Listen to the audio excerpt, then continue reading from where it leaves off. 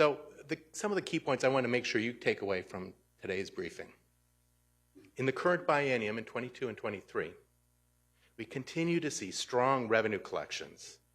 On the expenditure side, we're now projecting less spending than previous end of session estimates. Taken together, we anticipate an additional $5 billion will fall to the bottom line. As we take our first look at the long-term outlook that includes fiscal years 26 and 27, we continue to see structural surplus, meaning that revenues are expected to continue exceeding projected spending. And this is where a quick reminder is warranted.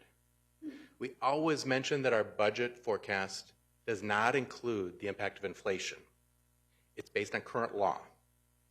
Normally, that is not a big deal. Inflation is relatively low. But in today's forecast, it is important to take a look at those numbers. The structural balance looks much different if you include any estimate of the impact of inflation. And by different, I mean smaller.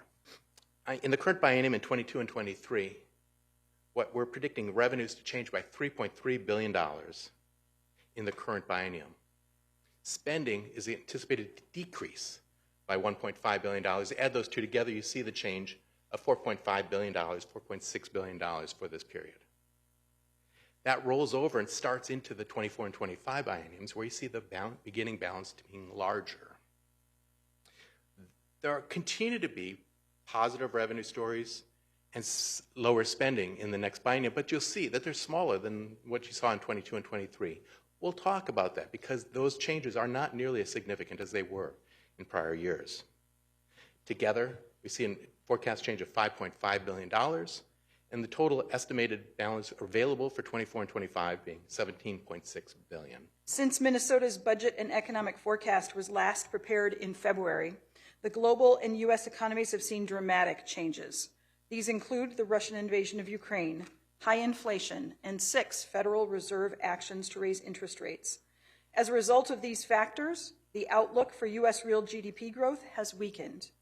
Minnesota's macroeconomic consultant, IHS, now expects tighter financial conditions to weaken investment in interest rate-sensitive sectors, such as housing, inducing a mild 3-quarter investment-driven recession beginning at the end of this year.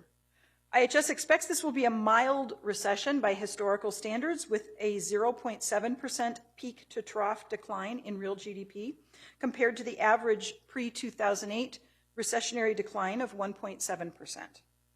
A recovery is forecast to begin in the 3rd quarter of next year. Inflation poses the most prominent near-term downside risk. While price indices have come in lower than expected in recent weeks, persistent inflation could lead the Fed to act more aggressively to raise interest rates than IHS assumes in their baseline outlook. This could induce a contraction in 2023 that's deeper and or longer than IHS's forecast. Moreover, monetary policy works with long and difficult to predict lags. Even if inflation and Fed actions follow precisely the path that IHS has laid out, that path could result in more job losses and lower GDP growth than IHS forecasts. I noted that the baseline forecast calls for modest real GDP growth of less than 2% from 24 through 27. This slow growth leaves the economy vulnerable to negative shocks, such as worsening geopolitical conflicts and financial market volatility, which could cause growth in the planning estimate years to underperform our expectations. This is going to be a challenge for our elected officials, and that's only one part of it, because there's additional pressure from the highest rate prices that occurred in the current biennium. We already had a budget in place then, but none of that general inflation figures in our spending numbers, even as shown on the slide. Say that again. None of that general inflation shows up in our figures for general spending, even on this slide. It's like the 7% and 8% price increases never really happened, except they did. Fortunately, as complicating as inflation and slowing economic growth may be, we are projecting that revenues will continue to exceed expenditures, and we will end the coming biennium with healthy balances. To summarize, as we move forward into the next legislative session, Minnesota remains in strong financial position with a solid labor market.